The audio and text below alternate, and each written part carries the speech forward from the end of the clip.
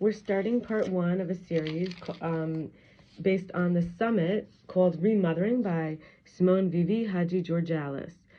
So she had various experts come on talking about this topic of remothering, and we'll go through some amazing points from many of them.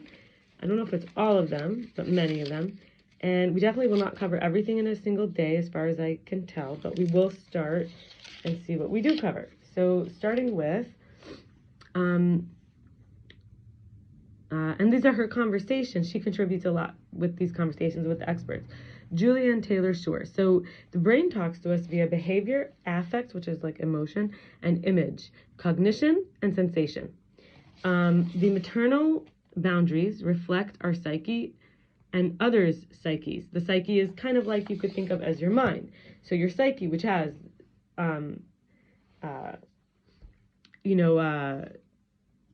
a boundary between my psyche, your psyche. The maternal boundaries are what teach us about my psyche, your psyche.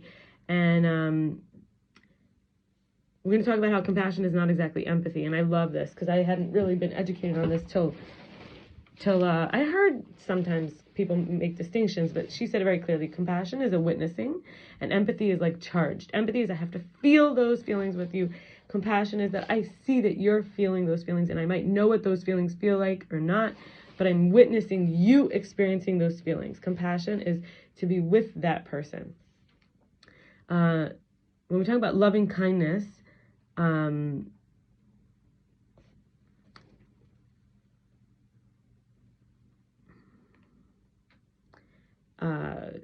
might think like this sense of, whether we're getting messages from our own behavior or others, from images, cognition meaning thoughts, sensations, affect, right? It's like the ABCIS. ABC is, just if you want to know, A, affect, B, behavior, C, cognition, and then IS, image and sensation. Image is kind of like imagination. So when I chose like pulling gently up from my heart up to in front of my face, so basically what's a loving kindness gesture that you might choose for yourself to work on this? So I chose like pulling up from my heart, a gesture, heart up to in front of my face and my eyes with the fingers closer touching each other at the tips, like to bring it up. Then I want to talk from Sarah Payton. She said we have these guardrails and intentions. It's think of our bones and our muscle for being active and progressive, for being with, which is what we might call neuroconnectiveness. It's like nerves connecting. It's electricity connecting. It's neuronal pathways connecting. And this is because we have an instrumental brain and a relational brain. The right brain has this long, big web of internet cells, like internet, literally like all these different network of cells, while the left brain has a linear map. These are literally cells, neurons, and you can map them. These are much shorter coverage. The right side can perceive the bigger pictures, play and work with infinity and expansion, while the left side is better for recognizing what needs to be done next, calling for the next relevant task, chore, mission to its neighbor, almost like playing telephone is the left side, and the right side is like a satellite image.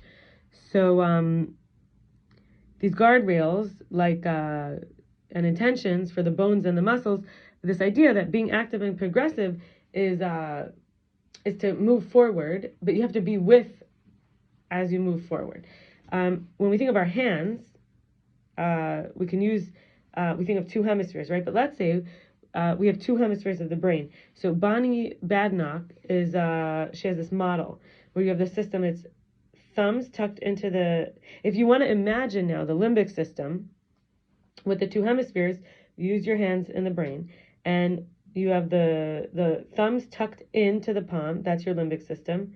The base of the wrist is the brain stem, and the fingers folded over as if it's a prefrontal cortex. And all three touch, so this brainstem, the fingers, and the bottom, they all touch and regulate and make contact, remember? So the left side is more for urgency, priority, strategy, response. The right side holds the intention. This is for knowing and drawing on the previous efforts and cradling of the emotional self based on the work done with internal bonding. So when we're problem solving, this would be like remothering, the right side. Problem solving for the sake of being okay. not having to exchange the external, but also fixing and solving what we can. So there's this sense of needing both sides. On the one hand, being okay with being with and not needing to change anything, this expansion of self, and yet at the same time, what we could change and fix and solve, for this, by strengthening the connection between the two sides and the internal parts as well, especially with the limbic system.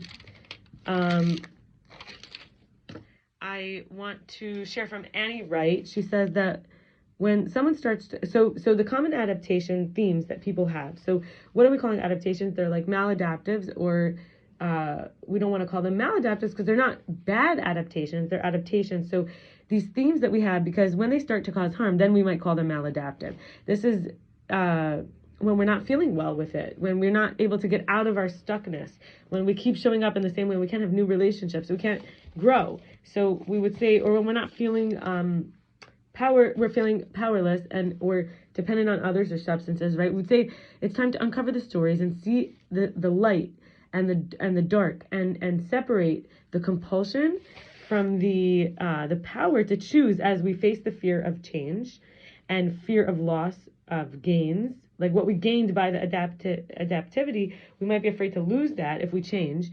So this power to choose versus this is an option versus the only thing I can do, the only way, stuck, right?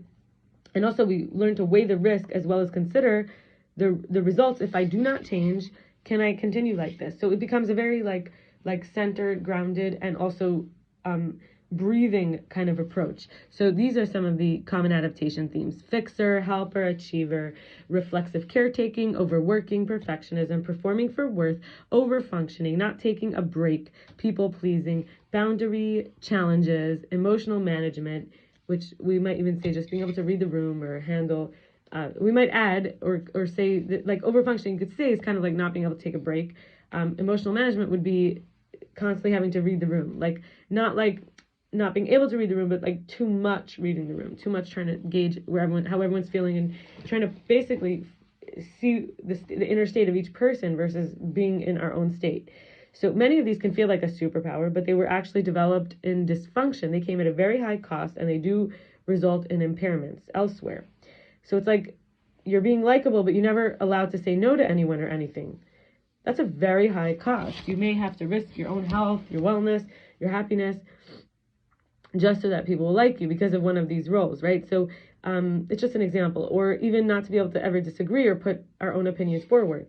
So thinking about women, warm, wonderful, ambitious, driven, upwardly mobile women who struggle with ways of being in a relationship to the self and others in the world, are deprioritizing their own self and centering on the experience of the others even more. So this is a focus on these amazing women who are clearly acting like they're not amazing and like the other person is more amazing just because they're an other.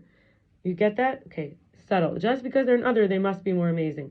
That's maladaptive, because you're not going to be able to be your own amazing self. How could you really even end up really believing that person's amazing if you're with yourself and you're amazing and you don't think you're amazing? The adaptations were developed to save the day when dealing with a parent who was not emotionally present, or a caregiver, or that parent was or caregiver was not capable of emotional resonance. Like we talked about, that compassion, that empathy. To being able to, like, empathy would be a parent who's overly too empathetic actually means they don't have the boundaries and they keep feeling your emotions with you. They overly step in and smother or run away because it's too much, versus compassion. They witness you and they're present with you. So also like,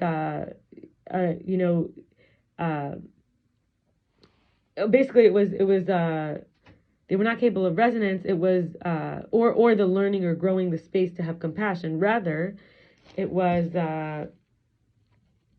so in other words, I guess what I'm saying is that if you learn and grow the space to have compassion, you're admitting you don't always know exactly how to show up and be present with the person or resonate with them, but you can. But if there's no safety, no reciprocity, no permission to dissent from the view, no room to express feelings or recognition or allowing for disagreements or conflict, a person might love to become withdrawn, for example, or things that we organize around cold shoulder, neglect, abuse, dismissal. I could say I suffered from that last week from somebody who quite suddenly, it seemed, was dismissing me. I felt they were abusing and neglecting me and giving me a cold shoulder. And I organized around it. I kept trying to like fix it and make it better, try to go back to how it was before. And we don't say the hard things or satisfy ourselves or have the boundaries. And when I tried to speak, he like put in his earphones, like he couldn't handle it. He couldn't just be compassionate, listening. So basically, undoing these adaptations does require an embodied presence in a lived experiencing of it, where the idea is that it, like almost like in quotes, like we're living out this idea that it does not have to be that way, and how I can. And we're going to stop with this teacher, and we're going to go to the next one tomorrow. I think there's like 8 pages, and we just did 2 of them. So if we do about 2 or 3 per day, it might take us a few days. That's why I called it a series. But it's really good stuff. So in a nutshell, really, we'll say that this idea is really that these adaptations were because we didn't get the compassion, but as we live compassion and experience compassion, we do not have to have, and again, reminding us we don't have to have those adaptations anymore. We can actually uncover those stories, see the results, and become curious about, the risks of change, what we've gained by these, and, have that growth. That's all for today. All the best. Bye.